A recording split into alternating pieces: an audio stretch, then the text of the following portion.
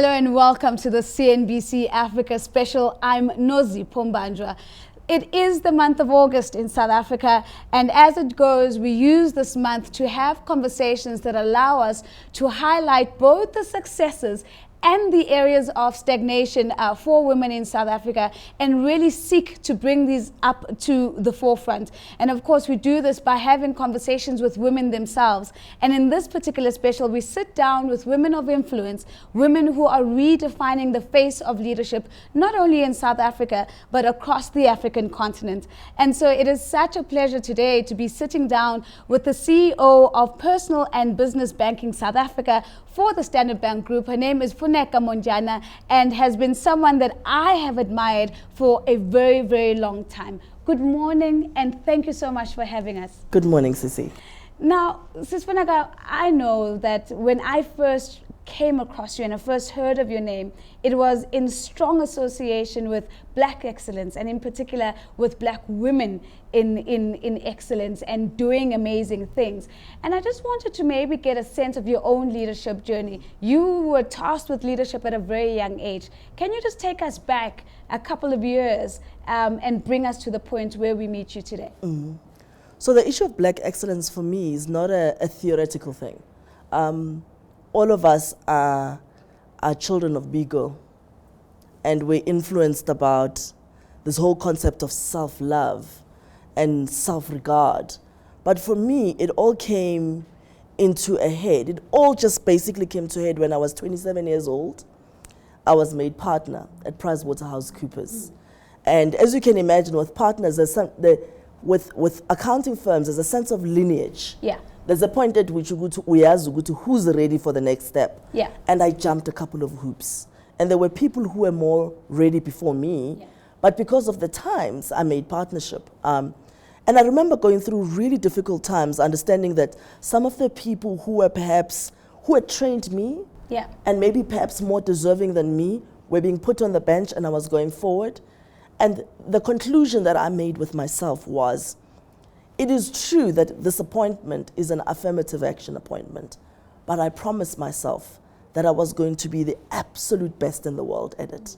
So for me, I think, particularly at this time, the idea of Black excellence is a true recognition, yeah, and true gratitude of the opportunities that we are being trusted with, and actually making that ultimately come through.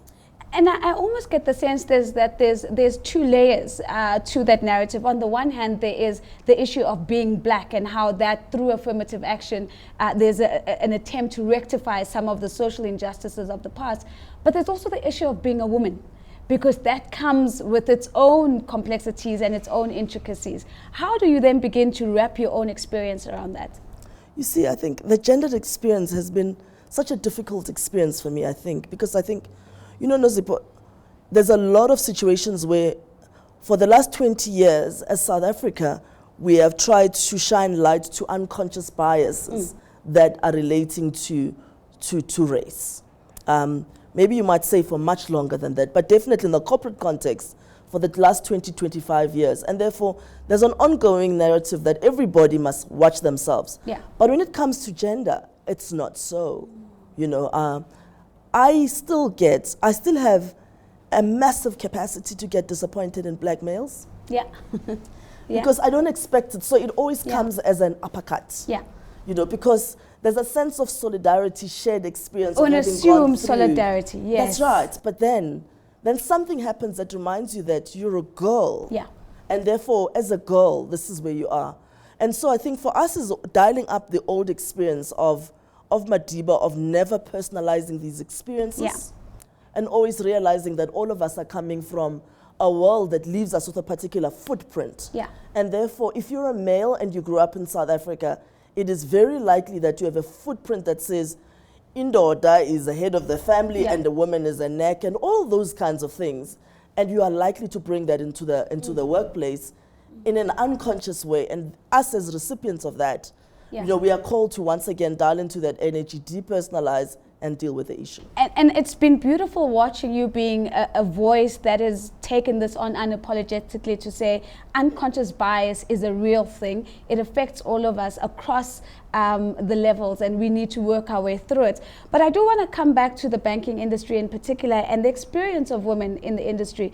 If we look at the talent pipeline across industries, I would be almost confident to say that in banking, the talent pipeline when it comes to women probably has a greater leakage than in other sectors. What is it that makes banking particularly difficult for women? I think that banking is still one of those industries where the archetype of success is still very much white and male and investment banking. You know, we can all see that kind of view. And little girls don't see themselves in that, you know. It's not modeled against who they are. No. I mean, I still don't see myself in that. And so I think that's what happened. I think it's a lack of positive role modeling. And by the way, the script is very strong.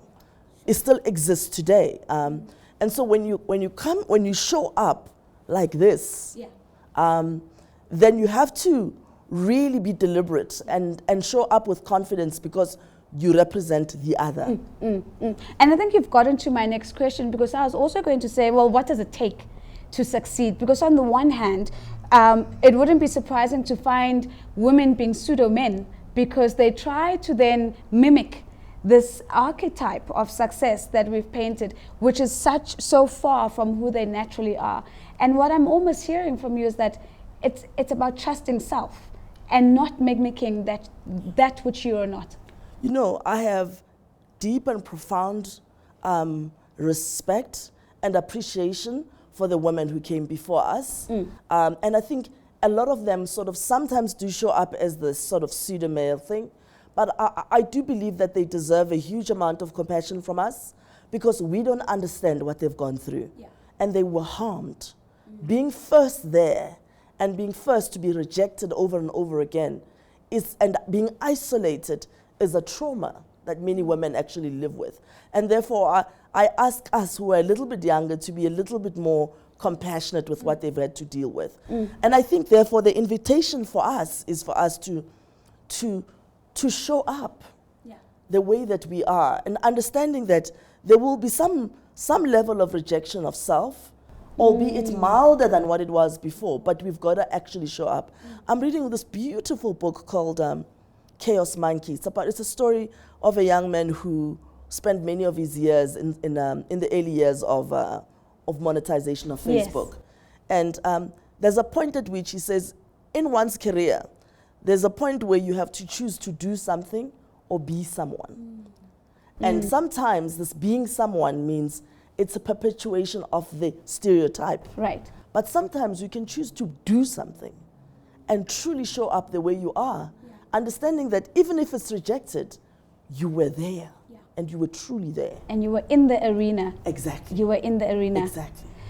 So I you know, in my doing background research beyond what I just know about you, what came out consistently is that you pick up the phone and you call Funeka when you want somebody to come and turn around the business and put it back on the right path. And I was thinking about that because I was like, businesses aren't just about systems and processes. Business is about people as well. What is it that allows you to take entire teams into a place of high performance and to get them to come along with you, irrespective of what's happening around the systems and the processes at that time? I think, you know, Nozipo, in my experience, I've hardly ever gone into a team where there was a situation in trouble and have had to change a team. It's never that. For me, I think it's about making teams, it's inspiring greatness in others. Is for people to realize that they're capable of more than what they believe they are.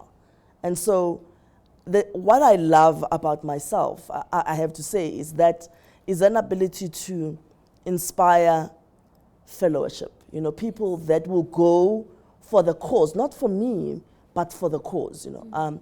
But the second thing, I think there is a growing sense around, and this is where the role of women come in.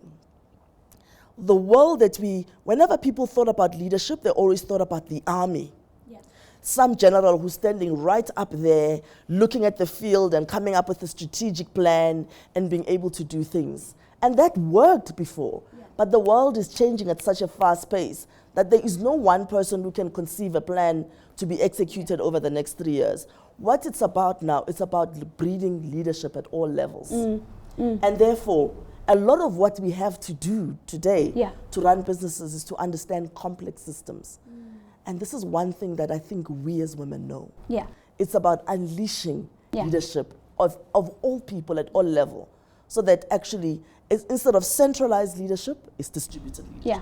And it's broad-based leadership, Yes. right? Because it's self-leadership in every single fingerprint in the business. Exactly. My final question brings us back to why we're having this conversation. I take the month of August very seriously in South Africa because I think it is a carved out moment in our everyday dealings where we can pause for a second and say, what are we getting right? And what are we still getting terribly wrong that influences what it means to be a woman on a daily basis? So I would be keen to hear from you. What are the things that get you up excited, that make you proud of being a woman? And what are the things that continue to keep you up awake at night because you're a woman? I have such huge and fundamental belief in younger women. I think that is my contribution, you know. Women like you, in a way. I mean, I wouldn't have done this had you not picked up the call.